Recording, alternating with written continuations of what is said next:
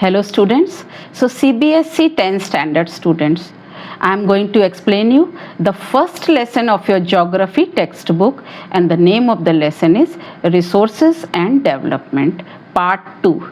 See, first part I have already explained. I have uploaded the video on YouTube. Now this is the second part. In the first part I had explained you what are resources and classification of resources. Now I will explain you the rest of the lesson. What are resources? That day I had told you resource होते क्या हैं? Everything that is available in our environment to satisfy our needs. हमारे environment में जो भी कुछ है जिससे हम अपनी needs को पूरा करते हैं. Suppose कीजिए हम लकड़ी लेते हैं, हम कोयला ले लेते हैं, हम oil ले लेते हैं, ठीक है, हम कुछ herbs और ये plants खाते हैं, तो ये सारी चीज़ें क्या हैं? Resources हैं, जो भी available है जिसको हम use करते हैं अपनी नीड्स को सेटिस्फाई करने के लिए. चलिए सेकंड पार्ट में अभी हम देखते हैं. रिसोर्सेज हमने क्या बोला? बहुत इंपॉर्टेंट है सर्वाइवल के लिए. क्यों? इससे हमारी we maintain the quality of our life. अब कैसे क्वालिटी ऑफ लाइफ इंप्रूव होगी? देखिए पुराने ज़माने में लोग पहले क्या यूज़ करते थे? चूल्हा यूज़ करते थे, ठीक है. अब धीरे धीरे जैसे ही एडवांसमेंट हुआ, हमें ये रिसोर्सेज मिले, तो हम लोग ने क्या यूज़ करना शुरू कर दिया? गैस. आजकल तो गवर्नमेंट ने सभी को गैस चूल्हा ये सब प्रोवाइड करना शुरू कर दिया, ठीक है. और most of the houses they have gas और सिलेंडर सबके घरों में होता है. तो कह रहा है कि इक्विटेबल डिस्ट्रीब्यूशन, कह रहा है रिसोर्स तो हैं पर उसका इक्वली डिस्ट्रीब्यूशन होना बहुत ज़रूरी है. क्यों? किसके लिए? सस्टेनेबल डेवलपमेंट के लिए. सस्टेनेबल डेवलपमेंट क्या होता है कि एनवायरनमेंट को नुकसान करे बगैर, है, एनवायरनमेंट को नुकसान नहीं करना. जैसे अभी हमें बनानी है नई रेलवे लाइन डालनी है, हमें मेट्रो डालनी है, तो हमें क्या करना पड़ेगा? रास्ते में आने वाले जितने पेड़ हैं वो काट दिए जाते हैं. अब अगर गवर्नमेंट अवेयर है तो मान लीजिए उन्होंने 100 पेड़ काटे, तो कोशिश करना चाहिए कि 200-300 पेड़ तो उसकी जगह पे, फॉर एग्जाम्पल मैं कह रही हूँ, वैसे तो हजारों पेड़ कट जाते हैं, तो हमें उन पेड़ों को रीप्लांट करना चाहिए, दूसरे नए पौधे लगाने चाहिए, ठीक है. तो इसे क्या कहते हैं? Sustainable development. ताकि सस्टेनेबल डेवलपमेंट मीन्स कि हम उन एनवायरनमेंट से उन चीज़ों को, उन रिसोर्सेज को यूज़ भी करें और एनवायरनमेंट को ज़्यादा नुकसान भी ना पहुंचाएं. क्यों? क्योंकि आगे आने वाली फ्यूचर जेनरेशंस के लिए भी तो हमें ये सब रखना है. या हम सब कुछ काट के खा पी के निकल लें, अरे बाद वाले आके देखते रहेंगे, ठीक है. तो कह रहे हैं कि अब ह्यूमन बींग्स, हमारा कैसा नेचर है? सेल्फिश नेचर है. तो हम क्या करते हैं? रिसोर्स को अनइवनली यूज करते हैं, ठीक है. और अनइवनली कैसे? जैसे डिप्लीशन ऑफ रिसोर्सेज, डिप्लीट करते हैं. क्यों? क्योंकि हम अपनी ग्रीड को सेटिस्फाई करते हैं. एक बार महात्मा गांधी ने कहा भी था कि हमारे पास इतना है कि हम अपनी सेटिस्फाई कर सकें सारी नीड्स, पर इतना नहीं है कि किसी की ग्रीड सेटिस्फाई हो सके. मान लीजिए कैसे, फॉर एग्जाम्पल आप कहीं कुछ खाने के लिए, लंच के लिए या इसके लिए जाते हैं किसी पार्टी में, तो सबकी भूख पूरा करने के लिए सफिशिएंट होता है. उसको पता होता है कि हमने इतने लोगों को बुलाया है और हमें इसको खाना खिलाना है. पर अब उसकी जगह ज्यादा लोग चले गए, या कुछ लोग ऐसा करके गए कि अरे मैं 2 दिन से तो खाया ही नहीं क्योंकि मेरे को यहाँ पे पार्टी में आना था. तो उनकी नीड्स के लिए तो वहाँ सफिशिएंट था, पर उनकी ग्रीड को पूरा करने के लिए सफिशिएंट नहीं होता है. तो इसके लिए कह रहा है कि डिप्लीट हो रहे हैं हमारे रिसोर्सेज, क्योंकि हमने अपनी ग्रीड वहां पे रख दी है. कुछ इंडिविजुअल्स ने, सबने रखी अपने. जैसे कोई कहता है कि ये रिसोर्स मेरा, ये आइलैंड मेरा है, हमने तो इसको खरीद लिया है. कोई कंपनी कह दे अरे ये माउंटेन या हिल हमने खरीद ली है, यहाँ से हम मिनरल्स निकालते हैं, या सॉल्ट हम ये लेते हैं, रॉक सॉल्ट लेते हैं. तो इस तरीके से हम इंडिविजुअल्स ने अपनी ग्रिड दिखाना शुरू कर दिया. जैसे बहुत बार आपने सुना होगा कि रिवर्स के पास में जो ये रेत होती है, कहते हैं माफिया लोग आ गए, रेत रेत, क्योंकि रिवर के पास से भी रेत लेना क्या होगा, पानी का फिर धारा पानी की अलग जगह बदल जाएगी ना। अगर आप एक जगह से रेत निकालते रहेंगे, नेचर है, अगर हम उसको ज्यादा नुकसान पहुंचाएंगे तो हो सकता है पानी दूसरी जिधर जा रहा है पता लगा उल्टी तरफ बहने लग जाए, फ्लो ना हो तो वहीं पे रुक जाए, है ना, एक्यूमुलेट हो जाए। तो इसके लिए ये सब चीजें जो लोग ग्रीड के लिए करते हैं तो उससे सारा बैलेंस बिगड़ जाता है, ठीक है। और उसका रिजल्ट क्या हुआ, जब डिप्लीट होने लगे ये रिसोर्स, इसका रिजल्ट अभी आजकल हम देख रहे हैं, गर्मी कितनी पड़ने लगी है। इवन यूरोपियन कंट्रीज में आप देख रहे हो, जहाँ ठंडी होती थी इतनी, पूरा क्लाइमेट चेंज हो गया है। तो अभी देख रहे हो आप, ग्लोबल वार्मिंग आ गई है। बार बार हमको ओजोन लेयर के बारे में बताते हैं कि धूप में सनस्क्रीन लगा के जाओ, ये स्किन कैंसर आ रहा है, ओजोन लेयर भी डिप्लीट हो गई है, अल्ट्रावायलेट रेस से बचना है। तो इतनी सारी चीजें, क्योंकि हम जो है एक्सेसिव यूज कर लेते हैं किसी भी चीज का, और जब किसी भी चीज को हम ज्यादा एक्सप्लॉइट करेंगे तो फिर नाश तो होना ही है, ठीक है।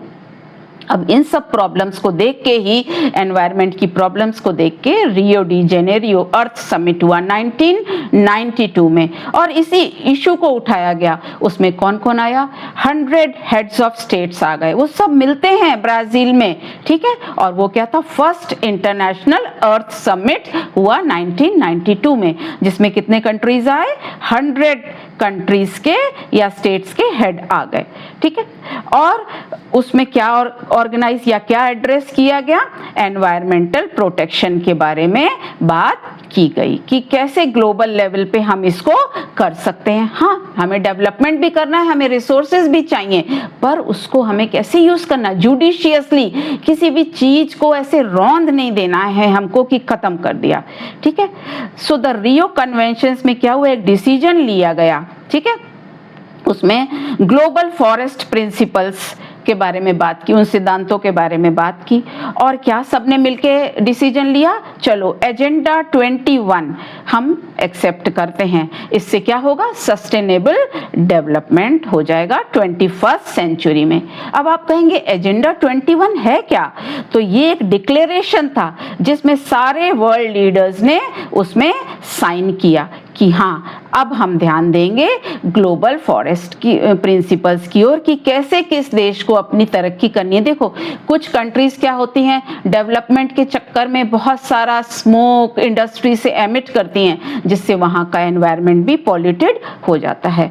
तो उन्होंने कहा नहीं नहीं, चलो अब हम ध्यान देते हैं कि हम सस्टेनेबल डेवलपमेंट, हमने बताया ना, बिना एनवायरनमेंट को नुकसान पहुंचाए, उस डेवलपमेंट को कहते हैं सस्टेनेबल डेवलपमेंट। तो एजेंडा 21 में सारे कंट्रीज ने ये रखा कि नहीं, अब हम ध्यान रखेंगे कि ग्लोबल सस्टेनेबल डेवलपमेंट पे हम स्ट्रेस देंगे, ठीक है। इस एजेंडा में और क्या हुआ, पहले तो एनवायरमेंटल डैमेज से हमें अपने आप को सबको बचाना है, फिर पॉवर्टी से बचाने की, गरीबी से बचाने की बात की गई, डिजीजेस से बचाने की बात की गई एजेंडा 21 में, और सबने बोला कि हाँ, हम ग्लोबली एक दूसरे को कोऑपरेट करेंगे, हमारे इंटरेस्ट कॉमन होंगे, म्यूचुअल एक दूसरे की नीड्स को ध्यान रखेंगे और रिस्पॉन्सिबिलिटी शेयर करेंगे। देखो बेटा, अब नीड्स कैसे वो हो जाएंगी, म्यूचुअल नीड्स। अब किसी कंट्री के पास है तेल, ठीक है, तो वो क्या करेगा, उस जिसके पास ऑयल के कुएं नहीं है वो उसको तेल दे दे, और जिस कंट्री ने मेडिसिन में अपनी टेक्नोलॉजी डेवलप कर ली है, उसके पास उससे रिलेटेड रिसोर्सेज हैं, तो वो उनको मेडिसिन दे देगा। तो ऐसे ही उन्होंने कहा म्यूचुअल नीड्स का हम ध्यान रखेंगे। जैसे कोरोना टाइम में हमारी कंट्री ने अगर वैक्सीन डेवलप कर लिया था तो कितने सारे कंट्रीज को हमने दिया भी, और हमें प्राउड फील होना चाहिए। तो ऐसे ही एजेंडा 21 में सबने साइन किया कि हम एक दूसरे को कोऑपरेट करेंगे, हमारे कॉमन इंटरेस्ट होंगे, एक दूसरे की नीड्स को सेटिस्फाई करेंगे और रिस्पॉन्सिबिलिटी भी शेयर करेंगे, ठीक है। और इसके लिए उन्होंने कहा कि एक चीज और करनी चाहिए गवर्नमेंट्स को, हर कंट्री की लोकल एजेंडा जो है 21 बनाना चाहिए। आप अपनी कंट्री के हिसाब से आपकी नीड्स देखिए और बाकी चीजें देखिए और अपना एनवायरनमेंट को सेव भी करिए, ठीक है। अब रिसोर्स प्लानिंग हम नेक्स्ट इसी में ले रहे हैं, नेक्स्ट टॉपिक रिसोर्स प्लानिंग। तो रिसोर्स प्लानिंग है क्या, ठीक है। तो हमें क्या करना है, बहुत कॉशियसली, बहुत संभल के उन रिसोर्सेज को यूज करना है। क्यों? क्योंकि हमारे कंट्री की देखिए पॉपुलेशन कितनी ज्यादा है, और अगर रिसोर्सेज सबको नहीं मिले तो कितनी मारामारी होगी। आज पॉपुलेशन इतनी ज्यादा है, हर जगह हमको भीड़ मिलती है। तो और जब कोरोना टाइम हुआ, कुछ लोगों ने फील किया, जो स्ट्रैंडेड, जो वहाँ फंस गए थे ऐसे दूसरे स्टेट्स में, दूसरे कंट्रीज में, उन्होंने रियलाइज किया कि लोकल्स तो चीजें मिल जा रही थी लोगों को, पर जो बाहर से लोग फंसे हुए थे, क्योंकि वो उस लोकल एरिया के बारे में ज्यादा जानते नहीं हैं, ठीक है, तो उस समय उनको रिसोर्सेज की बहुत शॉर्टेज हुई। किसी को पानी नहीं मिल रहा था, किसी को खाने का आटा नहीं मिल रहा था, तो ये सब चीजें हो रही थी। तो कह रहा है इसीलिए हमें जो है सारे रिसोर्सेज को बहुत ही कॉशियसली यूज करना है, क्योंकि बड़ी बड़ी कंट्रीज में जहां इतनी डाइवर्सिटी है, रिसोर्सेज भी अलग अलग हैं, तो हमें एक दूसरे से स्टेट वाइज भी जिसके पास जो है एक दूसरे से हम शेयर कर लेते हैं, ठीक है। क्योंकि कुछ रीजन्स जो हैं किसी में कुछ तरीके के रिसोर्सेज हैं। अब झारखंड में आपने सुना है कितने मिनरल्स हैं, हाँ, पर वहाँ डेवलपमेंट ज़्यादा नहीं हुआ है। और कुछ रीजन्स जो होते हैं सेल्फ सफिशिएंट होते हैं, उनके पास मान लीजिए अपनी एग्रीकल्चर भी कर ले रहे हैं, वो अपना और कोई भी जो भी चीज़ें हमको चाहिए सब चीज़ वो सेल्फ सफिशिएंट, उनको किसी की मदद की ज़रूरत नहीं है, क्योंकि उनके पास सारे रिसोर्सेज अवेलेबल हैं, तो उनको शॉर्टेज तो कभी होएगी नहीं। तो कुछ रीजन सेल्फ सफिशिएंट हैं, कहीं पे शॉर्टेज है। अब जो बहुत ही हॉट क्लाइमेट वाली प्लेसेस होती हैं, वहाँ पे एग्रीकल्चर खेती ज़्यादा होती नहीं है, पानी की शॉर्टेज होती है, तो उनको क्या करते हैं, दूसरे स्टेट से लेना ही पड़ता है, और रिवर्स बह रही होती हैं, तो उसमें से वो शेयर करते हैं, ठीक है। सो बैलेंस्ड रिसोर्स प्लानिंग होनी चाहिए। कैसे बैलेंस्ड? चाहे वो नेशनल लेवल पे हो, चाहे वो स्टेट लेवल पे हो, चाहे वो रीजनल लेवल पे हो, चाहे वो लोकल लेवल पे हो, वो बहुत ज़्यादा इम्पॉर्टेंट है, ठीक है। तो रिसोर्सेज का खाली प्रेजेंट होना डेवलपमेंट के लिए जरूरी नहीं है, ठीक है। हमारे पास ऑयल है, हमारे पास टेक्नोलॉजी नहीं है निकालने की, तो क्या हम उस रिसोर्स का यूज कर पाएंगे? नहीं। तो हमारे लिए खाली रिसोर्सेज होना जरूरी नहीं है, इसके साथ साथ मैंने बताया था कि टेक्नोलॉजी होना भी जरूरी है। हम उस रिसोर्स को यूज कैसे करें, उसके लिए हमारे पास टेक्नोलॉजी होना भी जरूरी है। और इसके बाद हमें क्या करना चाहिए, हमें इन रिसोर्सेज को कंजर्व करना चाहिए। तो गांधी जी भी बहुत कंसर्न थे रिसोर्स कंजर्वेशन के बारे में। उन्होंने कहा there is enough for everybody's need and not for anybody's greed. सबकी जरूरत के लिए है, पर किसी कोई लालच में आके अगर जमाखोरी करता है तो वो गलत चीज है। तो सारे रिसोर्सेज को इक्वली डिवाइड करना चाहिए और एक दूसरे से शेयर भी करना चाहिए, ठीक है।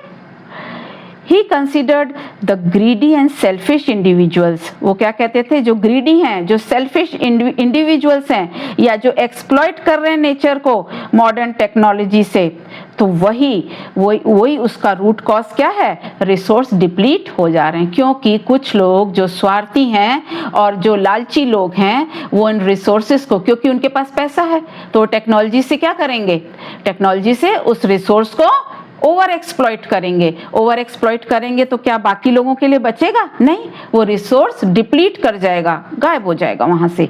ग्लोबल लेवल पे भी ऐसा हो जाएगा। So he was against mass production and favoured production by the masses. तो कहते थे इतना सारा मास प्रोडक्शन एक साथ मशीनरी से मत करो, क्योंकि देखिए कई बार गांधी जी ने कहा मशीनों से कपड़ा मत बनाओ इतना, क्योंकि लेबर को भी नुकसान होता है, उनको भी काम नहीं मिलेगा। और इतने बल्क का प्रोडक्शन क्यों करना है, हम नेचुरली क्या करेंगे, रिसोर्सेज को यूज करेंगे ना। अब कपड़ा बनाने के लिए भी तो हमको क्या चाहिए, कॉटन क्लॉथ बनाने के लिए हमको क्या चाहिए, कॉटन चाहिए, कपास चाहिए। तो इसीलिए वो कभी भी मास प्रोडक्शन के फेवर में नहीं थे, ठीक है। तो गांधी जी कह रहे हैं कि हमें इतना भी ग्रीड नहीं रखना है और बैलेंस्ड रूप में अपने रिसोर्सेज को यूज करना है, ताकि हम अपनी फ्यूचर जनरेशंस के लिए भी उसको रख सकें, ठीक है। Now resource planning in India.